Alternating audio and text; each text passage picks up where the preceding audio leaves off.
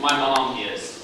This story happened a while ago, but it's indicative of mom. See, for some reason, my junior year of high school, I developed this really great idea that I needed to get up at 5 in the morning. I'm not sure why, it's lost in the mist of time, but I thought that was good because then I'd get all my homework and stuff that I didn't get done the night before done at 5 in the morning. And I tried to set my alarm clock, and you can imagine how that went. You know, teenager, snooze button, not a good combination. So, after about a week, I told my mom, I was like, Mom, I really want to do this, I want to try this, I want to make this work. So, you know, if you could just get me up, then I feel like I really needed to do that. And that worked really well for 2 days. And then on the third day, my mom comes in at 5 in the morning. She's gotten herself up. She goes back to bed after she gets me up. And she wakes me up. And I tell her, okay, Mom, I'm getting up. It's fine. And the next thing I know, something has grabbed my big toe from the end of the bed and is flopping my whole body. Because apparently, after she got up at 5 in the morning and woke me up, I fell back asleep. And about 6:30, which is when she really needed to get up and get on with her life, she found me in bed. That was the last day I asked Mom to wake me up at 5 in the morning. And she was game to try. So my mind, as I think about that, I think about Mother's Day, I think about moms, and I think about where we are in our series right now. That this whole last section of chapter 5, where Jesus is talking about giving people better than they deserve, that is so much a part of what our moms did, of what our moms do. I mean, if we really had Mom give us what we deserved, we would not make it past 1. There's no way. And certainly, at about 2.5, 3, when the mouth grows, and they begin to have, you know, the children at 3 years old, you know, that any of them live is a credit to the fact of Mom's patience, calmness, and kindness. Because heaven knows we deserve much worse than they give us. And then I'm not even going to talk about, I have teenagers now, so there's that whole aspect of it all.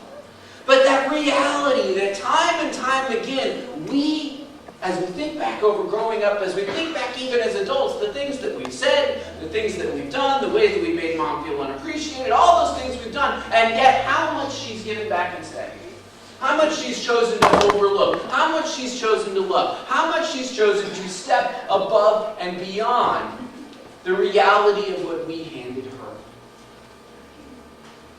And as I thought about that, and it sort of came together with looking at the scripture, I was thinking about this series, and we've been looking for the last 5 weeks at Matthew chapter 5. And over again, it's been this practical expression of how we're supposed to live. It's one of the reasons I named this series Practical Jesus, because Jesus just goes down through this laundry list of actions and says, this is what you do, that's what you don't do. This is the way you act, that's not the way you act. And as I was thinking about that and praying about that, I realized that we had had a whole lot of half of what Jesus was all about.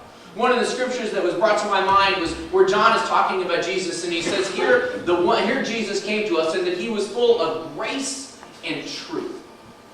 And we've been talking a lot about truth for the last 5 weeks, and not very much about grace.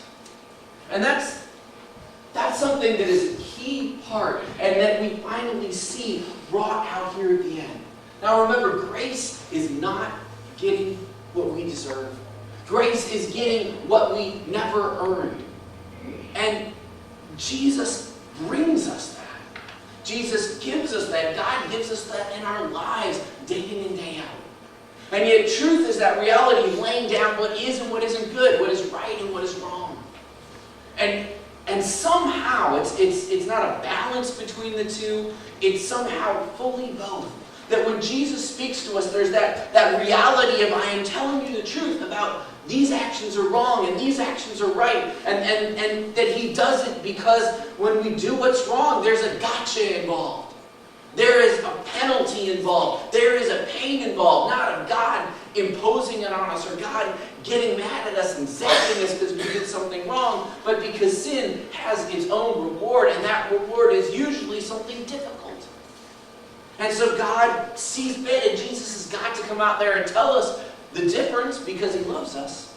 And yet side by side with that, we have Jesus over and over again in his earthly ministry, having someone caught in sin, someone in the middle of doing something wrong, someone in the middle of disobeying him. And he doesn't bring their mind to it. He doesn't condemn them. And he tells them, I don't condemn you. Go on and live your life away from sin.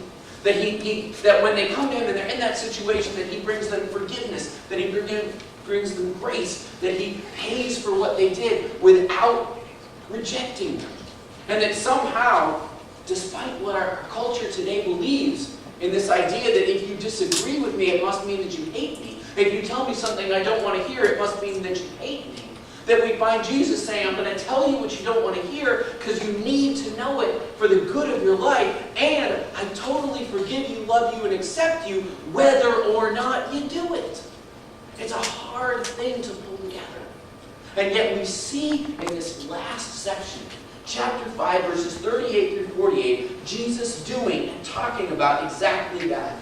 He starts out, he says, you've heard it said, an eye for an eye and a tooth for a tooth. But I say to you, do not resist an evil person. But whoever slaps you on the right cheek, turn the other to him also.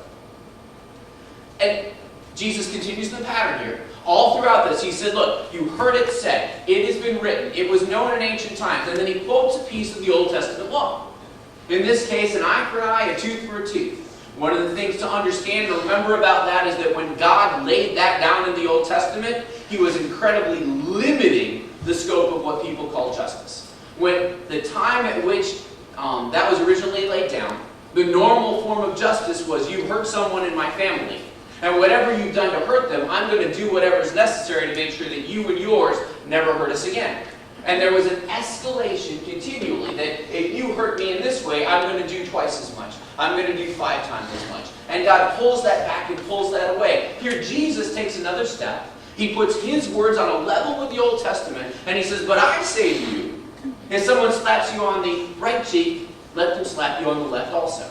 Now, immediately when we look at this, we hear this, we begin to think, well, I need to be completely nonviolent. I need to never do anything wrong. Eventually gets carried into pacifism, all kinds of different things. One of the things we need to understand, once again, we come back to the culture. If you slap somebody, I better look at this again to make sure I get my left and my right, because I'm left-handed, so I'm backwards in every way.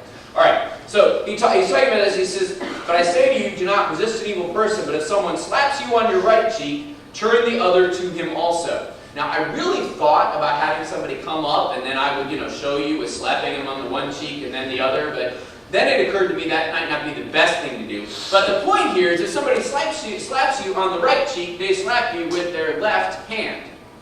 Now, we don't think much about that in our culture. We don't worry about that. We don't, we're like, okay, some people are left-handed, some people are right-handed. In the culture of the time, you have your good hand and your bad hand. Your clean hand and your unclean hand. And this is my left, just to be clear. Little L, check when you drive. So, we're not dealing with an issue of somebody picking a fight. We're dealing with an issue of somebody offering an insult. By slapping someone with your unclean hand, you were saying that they were unclean. You were saying that they were beneath your feet. You were saying that they were no good and nobody and meaningless. And what does Jesus say? He says, offer your other cheek. Make them recognize what they're doing. Don't take the insult in terms of just letting it roll over you, but point out what's going on. And Jesus is saying that when somebody insults you, when somebody is trying to demean and degrade you, you don't fight back. You don't get your own back. You don't make sure that you somehow get revenge for them having done so, but instead, you let them do it the other side. You let them slap you with the other hand. You let the insult go. Instead of having to pursue it down and get back from it. He goes on, and he says not only that we turn the other cheek, but he says, if anyone wants to sue you and take your shirt, let them have your coat also. Whoever forces you to go 1 mile, go with him 2. Give to him who asks of you, and do not turn away from him who wants to borrow from you. And what Jesus is doing there is he's saying, and once again, some of this is cultural. When he talks about going a 2nd mile, the original idea here is that they're under Roman occupation. Okay? And any Roman soldier can come up to any person in that occupied country, in this case any Jew, and say, carry my stuff for a mile. Now when he says, carry my stuff for a mile, he is not handing them a little mess kit. He's not handing them maybe a little backpack or a bedroll. He's handing them a full 30 pounds worth of gear. It's like one of our soldiers taking off their pack in an airport and then asking someone else to carry it for them for a while. You've seen how huge those things are. It's that amount of gear. And what Jesus is saying is when they compel you to walk that mile, don't just walk the 1 mile. Don't do the minimum you're caused to do by law, but walk with them a 2nd mile. Even though they're your oppressor, even though they're forcing this upon you, even though they're not asking but they're telling, you go ahead and you walk 2 miles carrying their stuff instead of just 1. What Jesus is doing here is he is establishing a precedent. Each of these behaviors is a wrong way for people to act. Each of these behaviors is a way that presumes upon and pushes and gets into the space, into your space, and takes from you. And Jesus is saying that instead of fighting back, instead of demanding what's fair, instead of demanding retribution, that we're supposed to give back better than we receive. That this goes hand in hand with another spot where he says, when they curse you, you don't curse people in return. You give them a blessing for a curse. And that's where the title comes from, this idea of giving people better than they deserve from us. Giving people more than they deserve from us. Loving them when they don't want to love us. Instead of seeking to somehow come to this level of equality or parity or making sure that we don't give away too much. That we have hearts that are open and ready and willing to not get paid back. To not get filled back up. To lend something to someone and understand that it might not come back and have that not be the end of the relationship. That when someone comes to us in need and asks for something, if we can give it, to give it with a glad heart. And not looking for a favor in return. Or a change on their part to justify what we've done. That Jesus is talking about this idea of grace. And I think one of the reasons he caps this with this idea is because it would be so tempting at the end of these 5 different admonitions to lay out our sort of strict square behavior and make sure that we're all about making sure that we and everybody else toe the line. And instead he says, look, when your brother, when your sister, when your family, when your friends sin against you, when they do something wrong and it hurts you, don't hurt them back. Don't feel like you've got to give back a sting for the sting that you've been given. But bless them instead. Give them more than what their actions deserve. Jesus goes on. He says, you have heard that it was said, you shall love your neighbor and hate your enemy.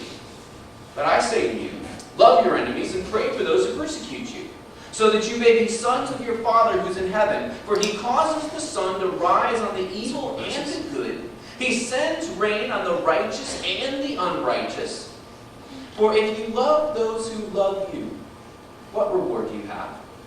Do not even the tax collectors do the same? And if you greet only your brothers, what more are you doing than others? Do not even the Gentiles do the same? Therefore you are to be perfect, as your heavenly Father is perfect. You see, Jesus starts with people you're actually in relationship with, you're actually in community with. People who know you and who have some sort of connection to you. People that you owe things to as well. And then he goes on. He steps out from there. He says, not only is it your neighbor, not only is it your coworker, is it your family member, is it your friend to whom you're to act in this way, but it's the wider world. It's everybody out there. It's even those who are seeking your harm, even those who are your enemy. And that those that we consider to be our enemy, we still owe them that same giving more than we receive. Now, it's hard to tell whether it's harder to do this with family or with enemies. Because the reality is, with family, they know where to poke their finger. With family, they know, and usually there's plenty of buried stuff out there somewhere that could be dredged up, that has both of you acting like you're 5 and 7 years old again.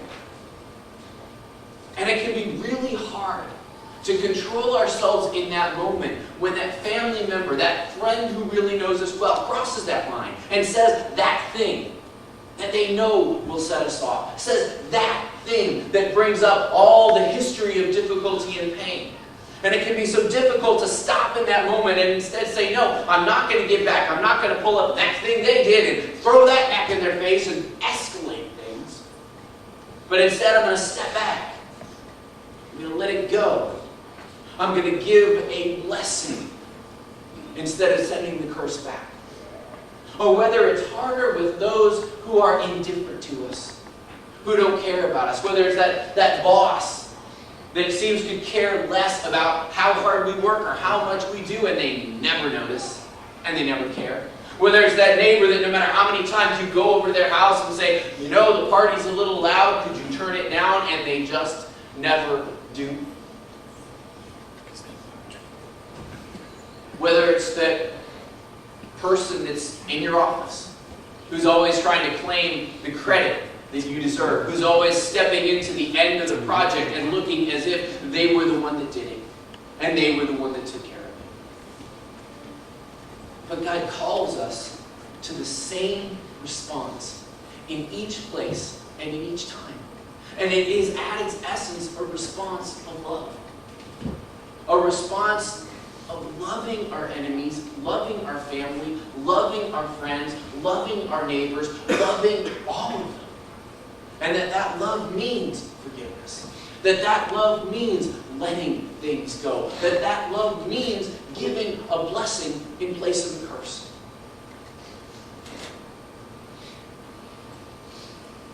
And the truth is, there is no way we can do that on our own. There is no way we can do it on our own strength. We are too wired and too ready and too frustrated and too pushed by the life around us to be able to manage it. The only way that it's possible is the power of Christ flowing through us, is His power working in our heart, changing us, making us able, making us ready, giving us the right words in the right set, in the right times, and at times giving us supernatural calm to step through and deal with a situation that it's impossible to do. Christ lays this out, not to say, you better do this, you better love your enemies, or you're going to be in trouble.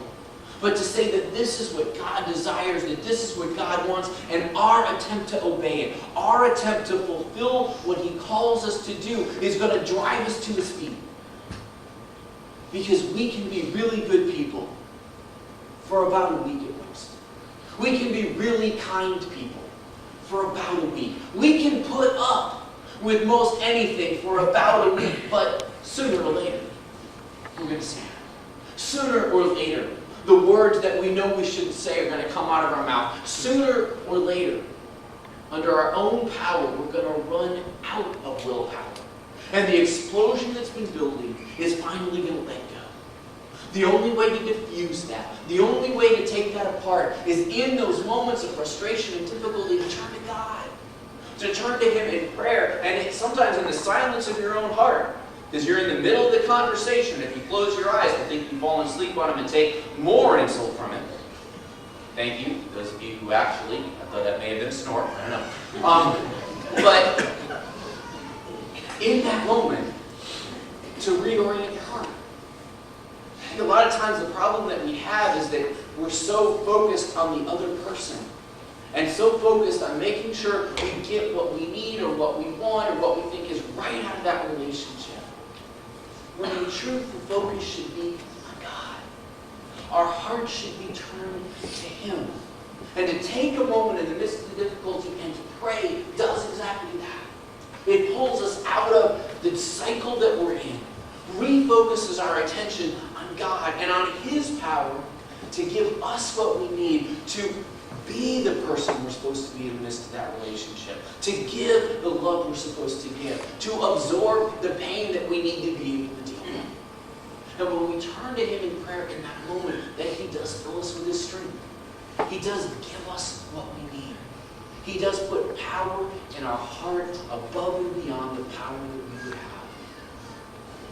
And so my encouragement to you today, my challenge to you this week, is that each time you find yourself in that place where you're looking to get even, each time you find yourself in that negotiation where you're looking to make sure you get to what's fair, each time you're in that conversation with the other person, and there's that opportunity for things to get out of control, that opportunity to take offense, that opportunity to get angry, to instead in that moment, say a quick, silent prayer to God. Ask Him for the power and the strength to back down, to calm down. Ask Him for the wisdom and the words to say in the midst of it, to work through the situation. And then trust Him. Obey what He gives you. And see the strength that He fills you with. At this point, we have a time for a hymn of decision. It's an opportunity, if you want to come forward, to pray with me, to talk with me. I'll turn off on my microphone so that it'll be just us. That if God has let you know that this church is where you need to be and where the church family you need to be a part of, so please feel free to come forward and let me know that, and we can talk about what's involved in joining the church. And if there's something else that God has laid on your heart, something that's a part of the song that James sang, or something that was said by one of the kids, but that has touched your heart in a way where God has given you something specific to do, I would encourage you to say yes to Him. I didn't mean you. It's okay. You don't have to run back to the nursery. Okay. Is there a grown-up waiting? Making sure she heads down the right way. Yep, she heads down towards nursery. Okay. So what we're going to do now is I'm going to remind you, the third thing was, I said, was if there's something else God put on your heart, as we stand and as we sing together, say yes to it. He knows what He's asking, and He knows what He's doing. So let's stand and sing.